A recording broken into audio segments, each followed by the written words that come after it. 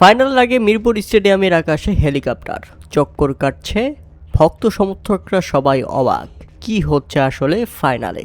হঠাৎ দেখা গেল হেলিকপ্টারটি নেমে গেল স্টেডিয়ামের একদম মাঝখানে, আর নামতেই সেখান থেকে নেমে আসলেন বাংলাদেশ নারী দলের সাবেক অধিনায়ক সালমা খাতুন এবং বাংলাদেশ অনূর্ধ্ব-19 দলের চ্যাম্পিয়ন জয়ী অধিনায়ক আকবর আলী।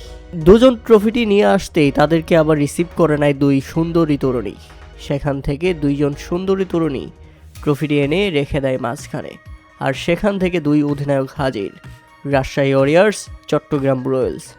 শেখ মেহেদী হাসান এবং নাজমুল হোসেন শান্ত ট্রফিটি উন্মোচন করলেন, আর তাতেই বেরিয়ে আসলো 2026 বিপিএল এর 12তম আসরের ফাইনালের সেই রুদ্ধশ্বাস ট্রফিটি, যে ট্রফি নিয়ে আলোচনা সমালোচনা এমনকি জল খোলা কম হয়নি। অবশেষে ট্রফি দেখতে পেল বিপিএল এর সমর্থকরা। এরপর ট্রফিটিকে গাড়িতে নিয়ে পুরো স্টেডিয়াম চক্কর কাটেন সেই দুই তরুণী। ট্রফিটি সকল দর্শকদের দেখানো হচ্ছিল। প্রিয় দর্শক, বিপিএল এর এই ট্রফিটি কেমন হয়েছে তা অবশ্যই আমাদের কমেন্ট করে জানাবেন। এবারের বিপিএল এর ট্রফি হীরা খচিত, যেখানে 25 লাখ টাকা খরচ হয়েছে।